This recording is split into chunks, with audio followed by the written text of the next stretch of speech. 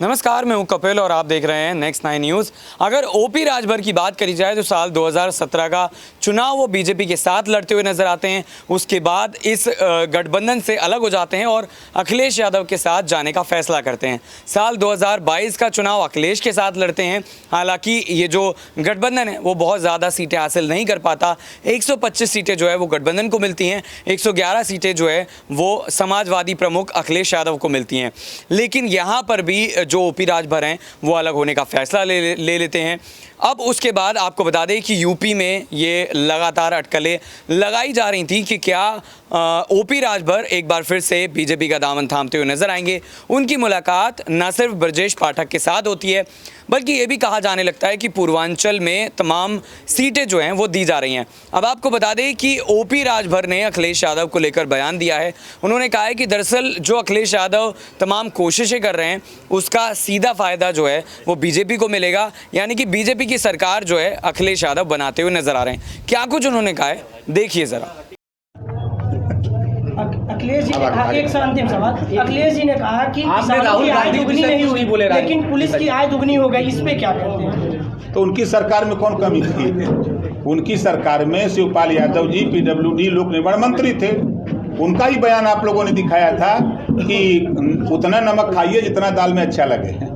याद होगा ना? मानते हैं पुलिस कर रही नहीं? अरे भाई, वो शिवपाल जी का बयान तो मैं बता रहा हूँ। जो आप कह रहे हैं कि क्या उस हो रहा है कि नहीं हो रहा है, कहाँ कौन सा? देखिए, भ्रष्टाचार 140 करोड़ आबादी है और 140 करोड़ आबादी में 135 करोड़ लोगों के ब्लड में है। जब तक रिफाइन करने के लिए मशीन नहीं आएगी तब तक इसको कोई नहीं रोक सकता।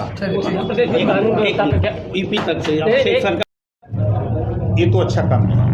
एक गाना अखिलेश यादव ने ट्वीट किया है बेदी राम जी को लेकर कि इनका एक वीडियो वायरल हो रहा था सड़क को लेकर। वो कह रहे हैं कि भ्रष्टाचार पे योगी जी की कुर्सियां हिला देंगे अगर उनको जल्दी से अपने गठबंधन नहीं ले रहे हैं। इस पर क्या खराब सड़क थी जिसको लेकर के देखिए, सत्ता से बेदखल होने के बाद अखिलेश जी का जो बयान आ रहा है अपरिपक्वता का संदेश देता है। एक किसी इशू पर खड़े नहीं हैं, एक भी किसी इशू पर खड़े नहीं हैं। अभी अगर इधर देखेंगे, सदन में जनता चुन के भेजी है, जनता के मुद्दों की चर्चा करने के लिए, सत्ता पक्ष को सही आईना दिखाने के लिए कि आप ये काम कर रहे हो, इसमें ये त्रुटि है, इसको ऐसे सुधार कर लो। ये विपक्ष का काम है। विपक्ष में आप क्रिकेट खेलवा रहे हो, वॉलीबॉल की चर्चा करा रहे हो, कार्टून बनाने की बात कर रहे हो। जब सत्ता में थे 5 साल तो जातिवाद जनगणना याद नहीं आया। जब सत्ता में थे, हाई कोर्ट ने कहा था सामाजिक न्याय के मुद्दे पर कि 27% जो पिछड़ों को आरक्षण मिल रहा है, 12 जातियां लाभ उठा रही हैं, इसको बांट करके उत्तर प्रदेश सरकार दे। मुख्यमंत्री कौन था? अखिलेश यादव जी। क्यों नहीं किया? क्या दिक्कत थी उनको? वो कह रहे थे कि बड़ी पार्टी ने आश्वासन दिया था लेकिन वो बात कुछ बनी नहीं। उनका सदन में ये बयान। नेताजी ये बताइए, आपने कहा कि अनमेच्योर है अखिलेश यादव, तो आप क्या मानते हैं कि हमसे भूल या गलती हुई, हमने गठबंधन किया था या पूर्व किसी? नहीं, कभी कभी जान के जहर खाया जाता है ना। हम जानबूझ के जहर खाने गए थे कि देखिए भीतरा क्या हो रहा है। एक गाना आपका वायरल हो रहा है बड़े चर्चा के विषय। राजभर किसी से डरते नहीं थे, लेकिन आरोप लगा ओम प्रकाश राजभर किसी से डरते नहीं थे, लेकिन ओम प्रकाश की भाषा इसमें तो कुछ बदले हुई है। नहीं, ऐसा कुछ नहीं है। सवाल आपका, उत्तर हमारा। जो जेपीसी की मांग चल रही है उद्योगपति पर, उसको किस तरह से देखते हैं? और जो सरकारी संस्थाओं का जो दुरुपयोग करने का इंतजाम लग रहा है, ईडी का, इनकम टैक्स का, इस पे ये कौन नई बात है? जब कांग्रेस की सरकार थी तो सुप्रीम कोर्ट ने सीबीआई को कहा तोता है। सुप्रीम कोर्ट ने कहा। अभी संजय राउत के मामले पर महाराष्ट्र के हाई कोर्ट ने क्या कहा? ईडी ने उनको गिरफ्तार किया, जेल भेजा, 3 महीने जेल में थे, जमानत से छूट के आते हैं, ईडी साबुत नहीं दे पाती है। तो बॉम्बे हाई कोर्ट ने कहा कि ईडी को बड़ी लताड़ लगाई है।